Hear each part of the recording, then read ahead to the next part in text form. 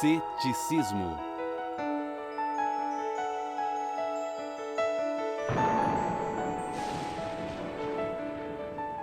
Toda a história escrita pode ser vista como uma tentativa de se entender o mundo e o cosmos.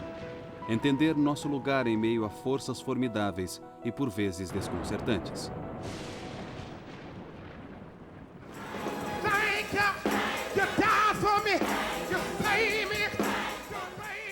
Na história humana, a religião desempenhou um papel central, lidando com questões básicas que enfrentamos como seres humanos.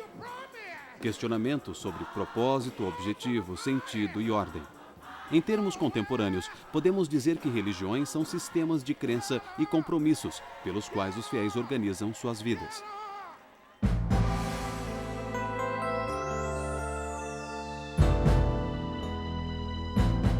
Na época atual, as realizações da razão e da ciência superaram em muito as expectativas e os sonhos daqueles que viveram há 1 ou 2 séculos. Muitos chegam a duvidar ou rejeitar as religiões tradicionais existentes, cujas afirmações não podem ser provadas ou validadas pela razão. Na virada do século XXI, a vida no mundo ocidental é bastante secular. Ainda há muitas perguntas sobre o futuro papel da religião e também sobre o que irá proteger os valores que, às vezes, parecem só declarações arbitrárias de escolha ou de crença. Os homens parecem ter entendido desde os tempos remotos que somos criaturas sociais. Cada pessoa nasce dentro de um contexto social que é muito mais amplo do que a sua existência individual. E passamos a nos conhecer por meio de nossos relacionamentos neste universo social.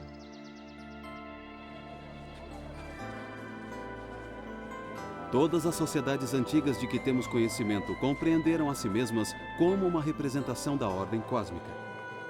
Quando falamos em ordem cósmica, estamos dizendo que o universo é um todo coerente no qual cada parte está ligada às outras partes. Acreditar no cosmo é acreditar que tudo no mundo ou em nossa experiência do mundo é parte de uma estrutura maior. Podemos dizer que o cosmo tem um propósito maior bem além do destino de vidas individuais.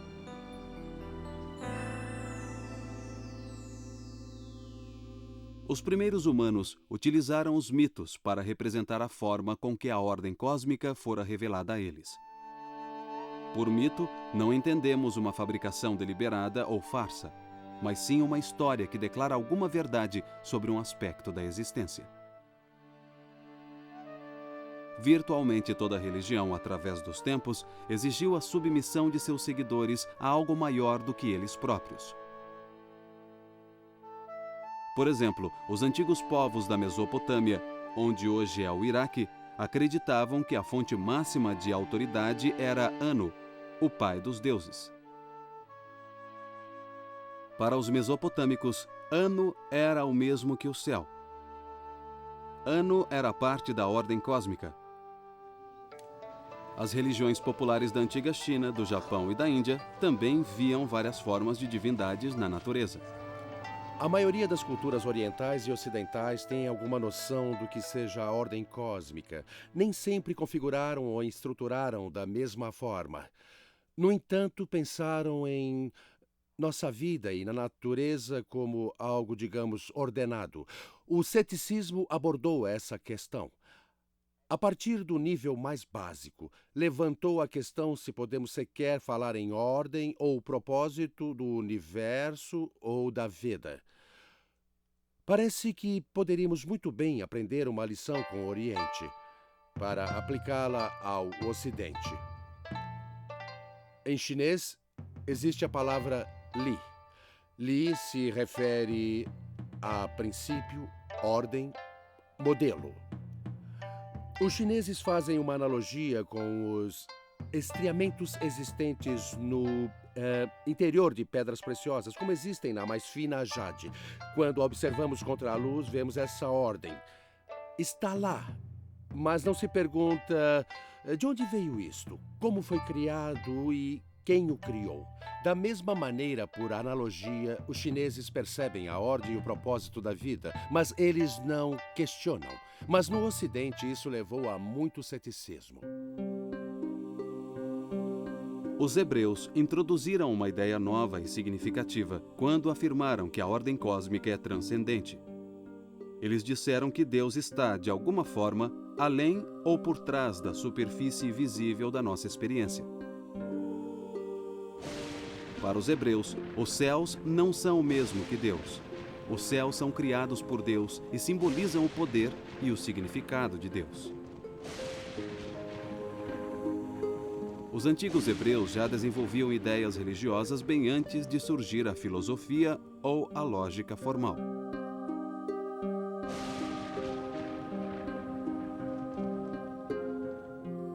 Os pensadores gregos clássicos introduziram uma das divergências do mito religioso mais importantes que já existiu: a filosofia.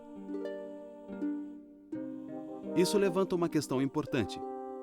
Qual é a diferença entre religião e filosofia? Na tradição ocidental, a ordem cósmica religiosa inclui um Deus transcendente e pessoal. Essa transcendência significa que existe um mistério supremo no centro da ordem cósmica. A ordem cósmica está além da compreensão humana. Do ponto de vista religioso, a simples noção da vontade de Deus é suficiente para justificar a existência de tudo, embora não explique por que Deus deseja que as coisas sejam como são. Na passagem bíblica de Adão e Eva, a árvore do conhecimento, do bem e do mal, produz frutos que são proibidos para nós. Por isso, insistir em saber a vontade de Deus seria desafiar a vontade de Deus. Mas na filosofia, não pode haver nenhum mistério no cerne das coisas.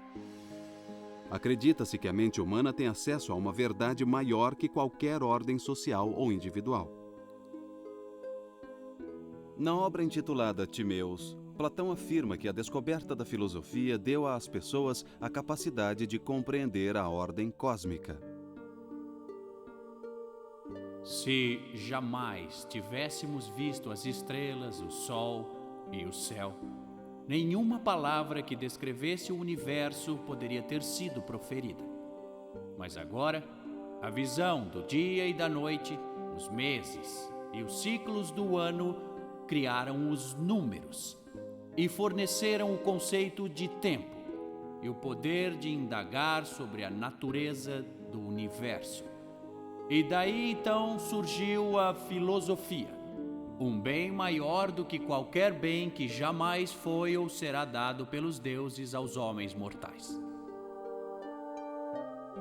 Apesar de Platão dizer que a filosofia foi dada ao homem pelos deuses, ele entende que o homem tem o poder de questionar a ordem cósmica e talvez até de compreendê-la.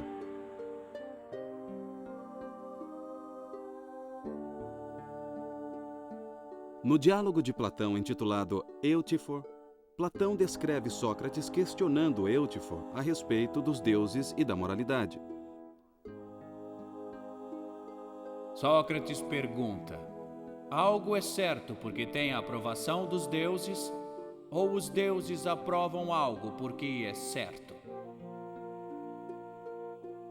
Se alguma coisa está certa porque os deuses a aprovam, então o certo e o errado refletem o julgamento divino.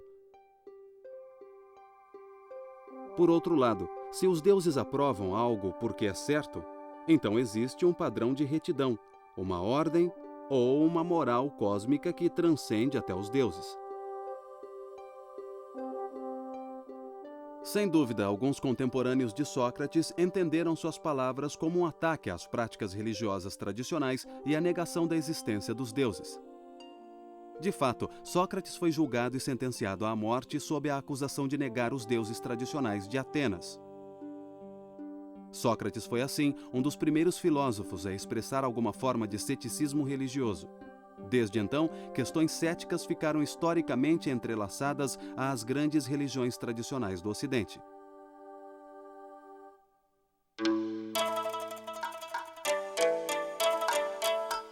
Enquanto isso, o grande pensador chinês Confúcio lançava as fundações de uma revolução similar no pensamento chinês.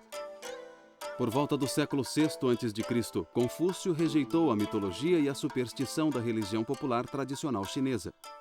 Ele pedia mais atenção aos valores sociais e humanísticos de reciprocidade e apreço pelos outros. Numa conversa entre Confúcio e seu discípulo favorito, Tzulu, Tzulu pergunta a ele como se deve servir às almas e aos espíritos.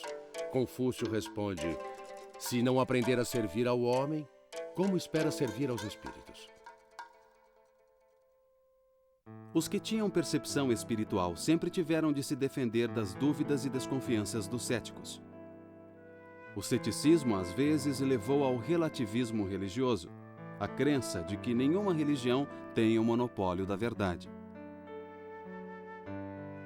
Mas também é verdade dizer que muitas das mais profundas inspirações espirituais foram produto do ceticismo. Essa relação simbiótica entre fé e ceticismo perdurou através da história. Os antigos filósofos céticos geralmente eram conservadores. Primeiro buscaram a paz de espírito, reafirmando que a razão é limitada, e depois aceitaram as convenções sociais como substitutas. É importante reconhecer que o ceticismo filosófico não é a negação da razão e da filosofia. É a reação contra o que é tido como excesso de pretensão em relação à capacidade da razão autônoma.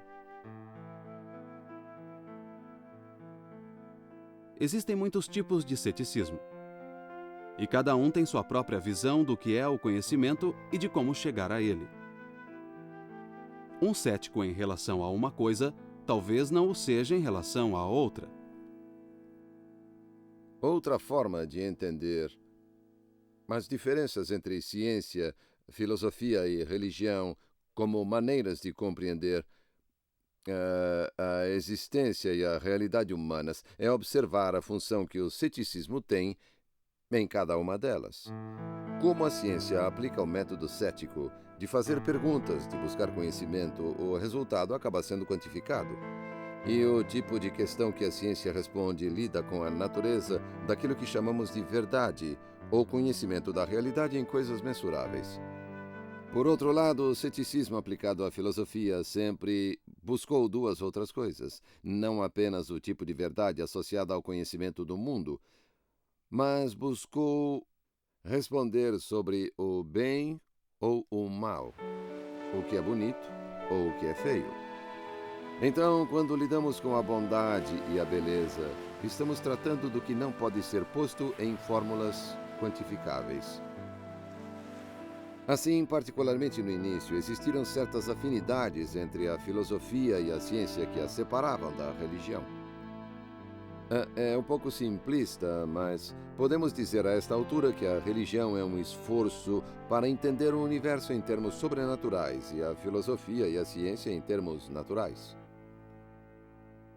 Os antigos hebreus acreditavam que uma ordem cósmica benevolente criada instantaneamente cumprirá os desígnios de Deus no final da história. O cristianismo adicionou 3 coisas a essa noção: o conceito de pecado original, a crença na reencarnação divina de Jesus Cristo e a expectativa de que a raça humana será redimida por meio da Igreja. Mas se a ordem cósmica é divina e benevolente, como o mal pode existir no mundo? Segundo alguns estudiosos, uma religião só fará sentido se aceitarmos suas doutrinas na presença de uma criança à beira da morte. Ou seja, precisamos entender por que um inocente sofre. No século IV d.C., Santo Agostinho foi um dos cristãos mais eminentes a tratar dessa questão. Ele o fez utilizando categorias filosóficas gregas para expressar os ideais e princípios cristãos. Agostinho não reduziu o cristianismo à filosofia. Ele tentou utilizar o poder da filosofia para esclarecer o cristianismo. Segundo Agostinho, o mal não faz parte da ordem cósmica. Ele habita o mundo porque Deus deu à humanidade a liberdade de escolha. Agostinho afirma que o exercício de nossa liberdade seria inútil se não tivéssemos que superar nossa capacidade de autodestruição. Ao contrário de Deus, os humanos são imperfeitos e podem escolher o fracasso ou tomar decisões que não combinam com a nossa salvação. Cristãos como Agostinho não estavam sós ao tentar articular a inspiração religiosa por meio das categorias da filosofia grega clássica.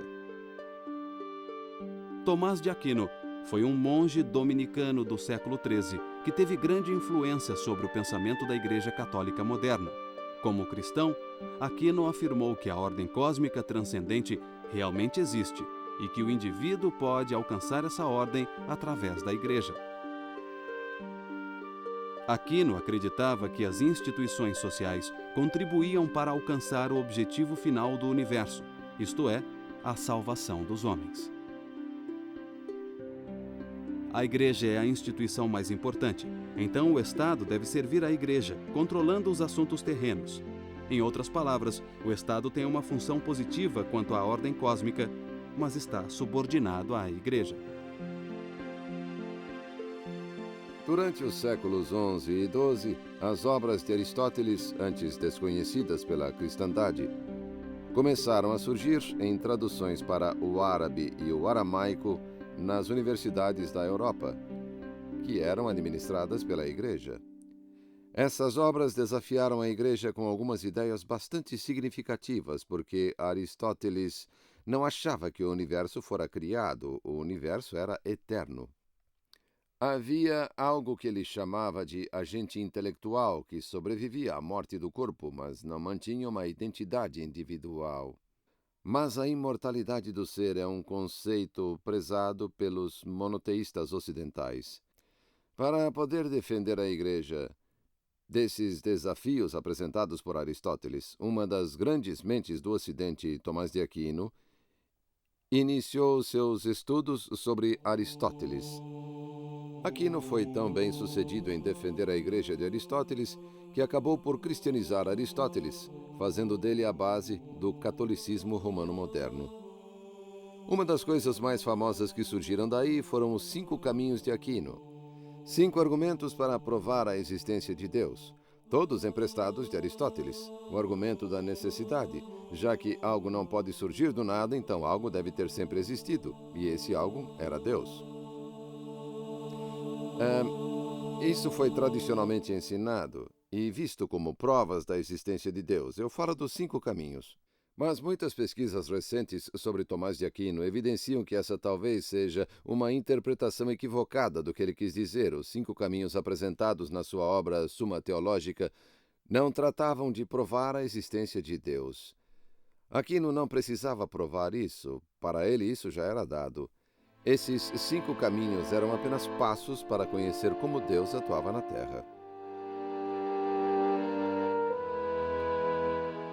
A obra de Aquino foi particularmente significativa por causa da forma como outros reagiram a ela. Alguns reagiram a Aquino rebelando-se contra o racionalismo do final da Idade Média e rejeitando o que consideravam arrogância e orgulho. Tentaram mostrar que o conhecimento racional sobre a ordem cósmica transcendente era fundamentalmente incerto e ilimitado. Esses autores compararam a ansiedade da existência humana a uma busca interior espiritual e moral pela ordem cósmica. Mas remavam contra a maré do pensamento racionalista que caracterizou a Idade Moderna. Maré esta dominada pela ciência e pelo humanismo.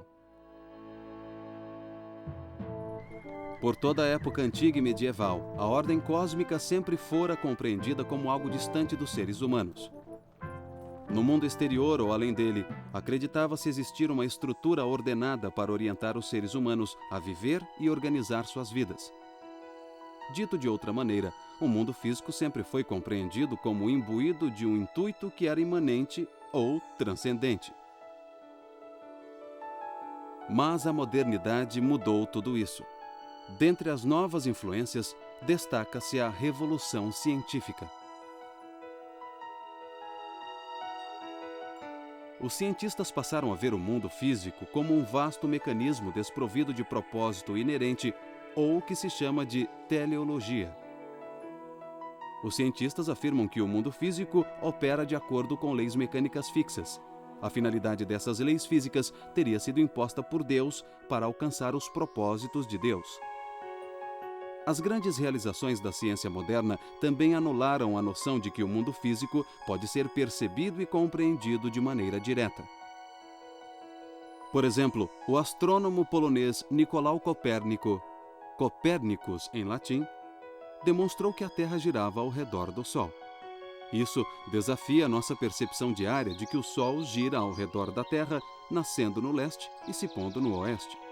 Copérnico afirmou que a Terra gira em torno de seu eixo, criando a ilusão de que o Sol se move ao redor dela.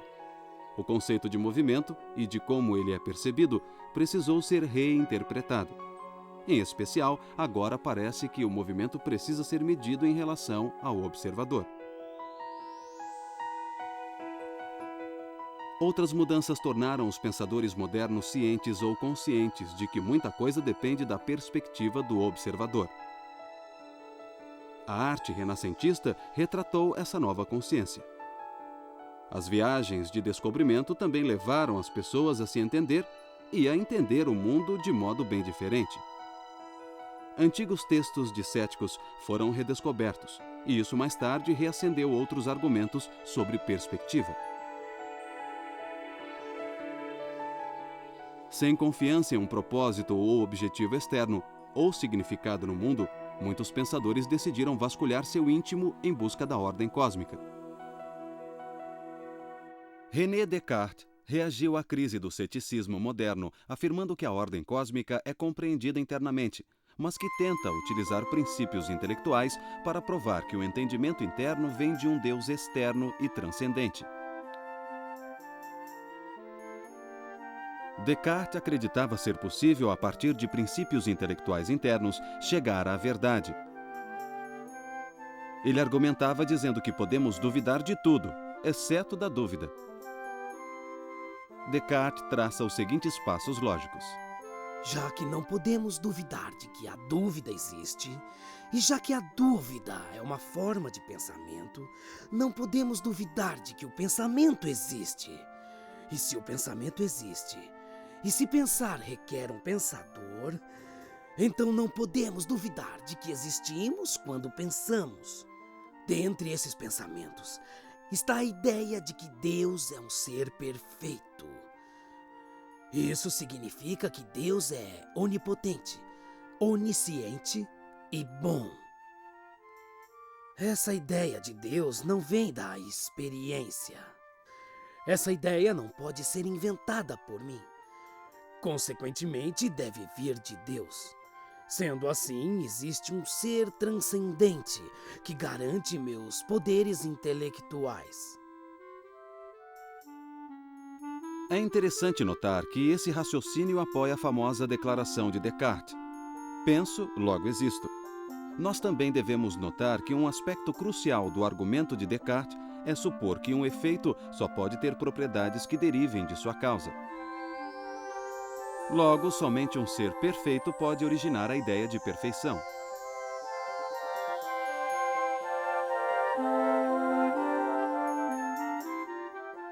Nos séculos 17 e 18, muitos livre-pensadores procuraram manter a crença em Deus, tornando-a compatível com a racionalidade do iluminismo. A alternativa mais radical à crise do ceticismo na modernidade ainda opera dentro da estrutura religiosa e afirma que nós alcançamos a ordem cósmica internamente e que esta ordem cósmica não é uma estrutura externa. Daí talvez venha toda a implicação religiosa da modernidade. Deus não é uma estrutura externa. Essa visão não nega a existência de Deus, nem nega a existência de uma ordem cósmica, nem mesmo nega uma ordem cósmica transcendente. Ao contrário, rejeita as tentativas anteriores de explicar tal ordem e a maneira como os homens a entenderam. Essa visão procura capturar internamente a ordem cósmica que é prática ou moral, ao invés de teórica ou intelectual. O mais notável advogado desse conceito moral da ordem cósmica foi o filósofo prussiano do século XVIII, Immanuel Kant. Kant dizia que a ordem ou estrutura está baseada em como nós percebemos as coisas e não em uma qualidade objetiva do cosmo em si. Para chegar a essa conclusão, Kant começa por dizer que nossa experiência moral consiste em nos elogiar ou nos culpar pelos atos que praticamos. mas tal culpa só faz sentido se formos responsáveis por nossos próprios atos. E só podemos ser responsáveis se tivermos livre-arbítrio. Para Kant, a vontade humana é uma vontade moral. Sua autonomia consiste na autossubordinação e não na autoafirmação. Esse conceito é o correspondente moderno das lições de Platão de que compreender a nós mesmos é fundamental e compreender o mundo é mera consequência. O argumento de Kant também é o equivalente moderno de Agostinho, que dizia que o ceticismo pode ser superado apenas se apelarmos a uma fonte moral interna. Por fim, Kant afirma que nossa vida moral faz sentido apenas como afirmação de uma atitude religiosa perante o mundo.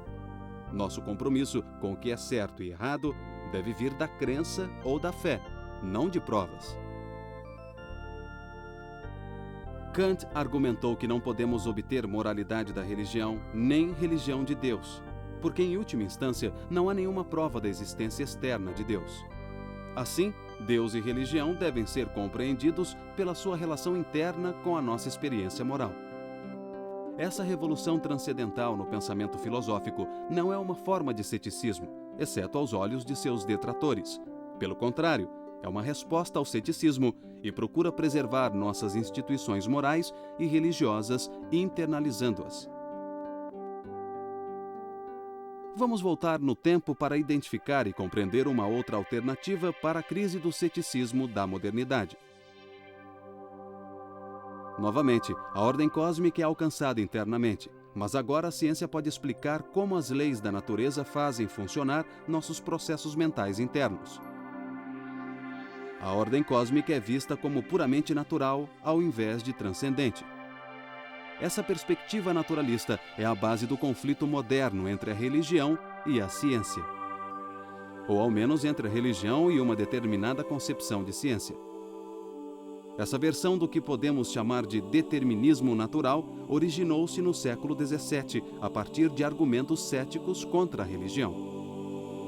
O surgimento da ciência moderna ameaçava não só as religiões ocidentais, como o islamismo, judaísmo, cristianismo, mas a religião em si, onde quer que ela existisse. Tivemos os avanços na astronomia que questionaram nosso lugar no universo em si. Também tivemos a antropologia, que nos religou a espécies com as quais as religiões não achavam que tivéssemos ligação. Então, essas mudanças afetaram não apenas o modo como compreendíamos a Bíblia na civilização ocidental ou o Alcorão, mas também como os chineses e os indianos compreendiam sua fé também. Os desafios impostos às crenças miraculosas surgiram por toda a parte. Considere, por exemplo, os avanços da psicologia e como a psicologia olhou dentro de nós e afirmou que a crença religiosa era essencialmente uma questão de atender aos nossos desejos. Por que rezamos? Rezamos porque não acreditamos ter controle sobre nossa vida. E assim, esses eram desafios céticos colocados pela ciência. Todas essas mudanças surtiram profundo efeito no mundo da religião. Entre os primeiros efeitos dessas mudanças estava um poderoso movimento racionalista que ficou conhecido como Iluminismo. Muitos pensadores então adotaram uma visão otimista e segura de que o poder da ciência e da razão finalmente poderia derrotar os males da condição humana. A religião falhou em vencer essa batalha e agora a ciência parecia capaz de chegar à vitória. O que os estudiosos chamaram de projeto do iluminismo era essencialmente uma tentativa de definir, explicar e controlar a condição humana através da tecnologia científica. Este era um aspecto importante da reação científica à crise do ceticismo na modernidade.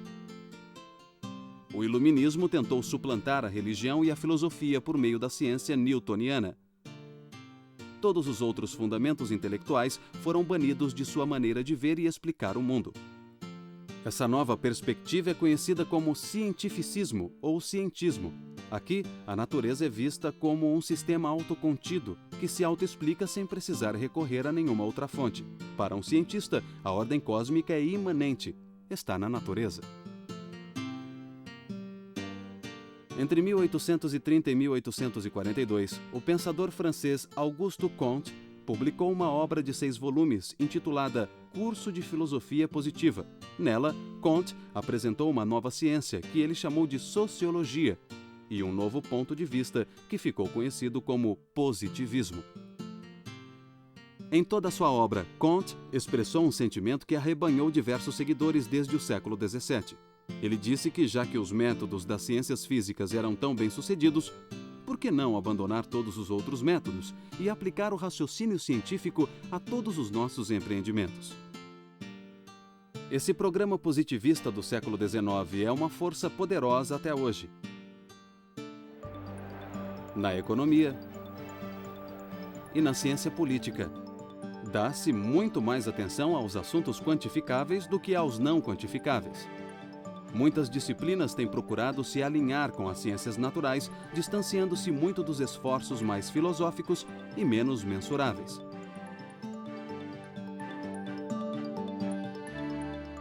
Os defensores do iluminismo também usaram as ciências sociais recém-estabelecidas para explicar a poderosa força psicológica por trás do que consideravam convicções religiosas errôneas. Sigmund Freud, fundador da psicanálise, afirmou que Deus é uma fantasia. Ele diagnosticou as crenças religiosas como uma ilusão baseada no desejo de poder ou de ordem que não existe. Sigmund Freud estava entre aqueles que reagiram com respostas seculares e científicas à crise do ceticismo moderno. Nesta visão, as concepções de uma ordem cósmica são meras ilusões ou criações humanas. Nesta visão, não existe ordem cósmica. Os positivistas tinham desbancado a religião e agora queriam fazer o mesmo com a ciência. Na verdade, seus defensores chegaram a essa visão em etapas. Primeiro, pode-se dizer que mesmo se houver uma ordem cósmica passível de ser descoberta pela ciência, não há razão para crer que tal ordem seja benevolente para com os seres humanos. Aqui, Nietzsche e Darwin entram na história. O conceito de evolução de Darwin minou a visão de que Deus criou o universo em benefício dos seres humanos. A natureza de Darwin não é um sistema de leis atemporais com padrões repetitíveis projetados para nossa preservação, intervenção e manipulação. Darwin disse que a natureza evolui de um modo que envolve tanto destruição quanto criação. É inegável que uma das principais controvérsias hoje está entre a evolução e a criação. Eu argumentaria que, se ambas fossem compreendidas corretamente, não estariam necessariamente em conflito entre si. A crença na criação que se encontra no Gênesis não é uma explicação sobre como o universo surgiu. Explica o sentido e o propósito. Em outras palavras, o que a religião nos diz é por quê e o que a ciência nos diz é como. Em primeiro lugar, o que lá é considerado dias podem ser milhões de anos. E os processos pelos quais a inteligência humana surgiu e tornou-se parte do universo através da evolução é algo que não foi feito em dias ou então instantaneamente, mas que demandou milhões de anos. Friedrich Nietzsche, o filósofo alemão mais influente da última metade do século XIX, interpretou a ordem moral de Kant à luz de Darwin e deu mais uma guinada. Nietzsche disse que a ordem transcendental é de fato uma criação humana e que mesmo as noções de natureza e ciência foram criadas pelos homens. A expressão mais famosa de Nietzsche é a mensagem de um de seus personagens, Zaratustra, que diz: Deus está morto. Nietzsche rejeita a existência de qualquer realidade transcendente e diz que o conceito judaico-cristão de Deus é uma mentira que não merece nenhum crédito. A morte do Deus, observa Nietzsche, pode ser lenta. Seu impacto pode não ser sentido de imediato mesmo por aqueles que a reconhecem. O hábito da crença religiosa pode perdurar entre os incultos. O fervor religioso pode até mesmo aumentar devido à crescente ansiedade com as consequências dessa perda. Mas Nietzsche está convencido de que a visão religiosa do mundo e os valores religiosos estão em decadência. E adverte que seu colapso conduzirá a uma crise de magnitude sem paralelos. Assim, ele anuncia o que chamou de advento do niilismo. O niilismo bate à porta. A crença em Deus como verdade se transforma em fé fanática. Tudo é falso.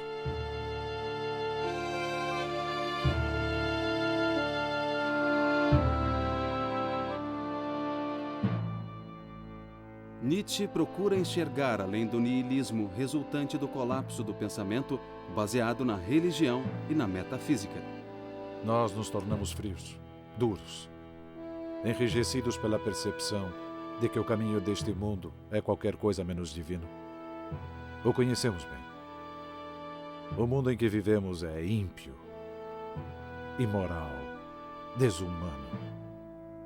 Nós o interpretamos falsamente durante muito tempo, de acordo com os desejos da nossa reverência, de acordo com nossas necessidades. Nietzsche faz um apelo para que a vontade se afirme corajosamente. A humanidade escolherá o vazio para não ser esvaziada de escolha. Ele está dizendo que a humanidade, ao invés de aceitar o vazio, vai preferir a destruição pela destruição. Dito de outra maneira, a alternativa para a afirmação é descer em direção à destruição e à morte. Muitos interpretaram as guerras mundiais do século XX como realizações da visão de Nietzsche. Contudo, elementos de moralidade ainda persistem em Nietzsche quando ele diz que há mais poder no autocontrole, na filosofia e na arte do que na sujeição do outro. A questão do existencialismo, e em especial seu relacionamento com a vida humana, foi muito mal compreendida, a meu ver. O existencialismo ficou estereotipado como uma concepção ateísta que acaba argumentando que a vida é absurda ou sem sentido. Certamente, alguns existencialistas menores tomaram essa posição. Mas, para mim, os existencialistas mais importantes não favoreceram esse ponto de vista. Nesse sentido, existem dois tipos de existencialismo, o que pode ser chamado de existencialismo ateísta e, na falta de um termo melhor, o teísta, ou melhor, o existencialismo religioso. Os existencialistas ateístas ficaram mais conhecidos e essa é a razão do estereótipo. Mas mesmo esses existencialistas não diziam que a vida era totalmente desprovida de sentido. Como ateístas, eles argumentam que, como não há experiência transcendente na vida humana de um Deus ou divindade, nenhum sentido pode surgir daquilo que está além do homem. E a maioria argumentou que, como a natureza é neutra, o sentido, o valor e o propósito não podem vir da natureza. Mas Albert Camus, Jean-Paul Sartre e Nietzsche, os três existencialistas ateístas mais conhecidos, à sua maneira indicaram que há várias formas de os seres humanos darem sentido às suas vidas. Alguns enfatizaram a coragem necessária ao indivíduo para ele criar esse sentido. Nietzsche e Sartre em especial. Mas em Camus encontramos a percepção de que os relacionamentos humanos de amor e alegria dão significado às nossas vidas. Assim mesmo, os existencialistas ateístas não argumentaram que a vida é sem sentido. Apenas dizem que não acharemos esse sentido em um Deus ou na indiferença da natureza. No século XX, o Estado cresceu rapidamente na América e na Europa, dominando e dramaticamente expandindo um papel que antes tinha sido das instituições religiosas: o papel assistencial e social. Saúde, educação e instituições sociais financiadas pelo Estado marginalizaram o papel das igrejas e das sinagogas. A doutrina que separava a Igreja do Estado tem sido interpretada cada vez mais literalmente. Isso isolou ainda mais a religião das iniciativas sociais e do debate público sobre elas. O impacto cumulativo da crise do ceticismo moderno talvez possa ser melhor observado na obra de Thomas Henry Huxley, um eminente cientista britânico do século XIX. Quando jovem, Huxley abraçou o teísmo, acreditando que a ordem e o projeto da natureza são evidentes e que existe um autor infinito. Em 1869, após ler Darwin, Huxley passou a rejeitar o teísmo e criou o termo agnosticismo para descrever sua posição. Um agnóstico acredita que as perguntas sobre a natureza suprema do universo não podem ser respondidas. Não há nenhuma base para se crer em uma realidade transcendente. Consequentemente, não devemos julgar essa questão. Huxley tratou disso como uma questão real a respeito de uma estrutura externa, e ele afirmava que era imoral defender uma posição para a qual não há uma evidência lógica satisfatória. Huxley achava que mesmo a ciência e os padrões da racionalidade devem conter certos valores. Não podem operar em circunstâncias desprovidas de quaisquer valores. Mas o universo não diz que valores devemos adotar. Huxley observou o governo divino do universo e o considerou amoral. É uma mistura de prazer e de dor, e isso tem pouco a ver com moralidade. Isso nos deixa com uma pergunta: se os valores morais não se baseiam no que descobrimos sobre a natureza, e se os valores morais não devem ser rejeitados completamente, então como podemos dar sentido à nossa vida moral? Durante séculos, especialmente no Ocidente, pensava-se que a moralidade estava restrita e conectada à religião de cada um. Agora, no entanto, os discípulos de Huxley e de Darwin, os novos cientistas, chamados de sociobiólogos, estão encontrando precursores do moralismo humano em espécies que nem humanas são: os primatas superiores. De muitas maneiras, a ciência tem sido uma das histórias de maior sucesso da Idade Moderna. A saúde humana e a prosperidade tiveram grandes avanços devido à teoria dos germes que causam doenças, ao uso da eletricidade, ao conhecimento químico e a inúmeras outras descobertas e melhorias científicas e tecnológicas. Com esse conhecimento científico recém-descoberto, apareceram muitas novas percepções filosóficas, bem como novas perguntas e problemas. Dentre as revoluções intelectuais mais profundas está a teoria da relatividade, que enfatiza o papel do observador em vez do objeto observado. Em termos leigos, ciência e filosofia descobriram que o que você vê depende de onde você está. E essa noção trouxe consequências para a teologia, principalmente para as doutrinas religiosas tradicionais que reivindicam a verdade suprema e objetiva. O relativismo veio a ser uma característica marcante, não somente da ciência e da filosofia, mas também da religião e da moralidade. No fim do século XX, muitos teólogos aceitaram a ideia de que todas as crenças religiosas são essencialmente válidas e iguais, mas nenhuma pode reivindicar a verdade absoluta.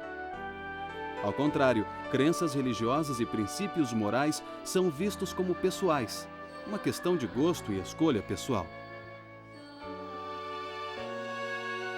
2 milênios depois de serem reconhecidos, os problemas levantados pelos antigos céticos ainda não foram resolvidos, seja pela filosofia, teologia ou ciência.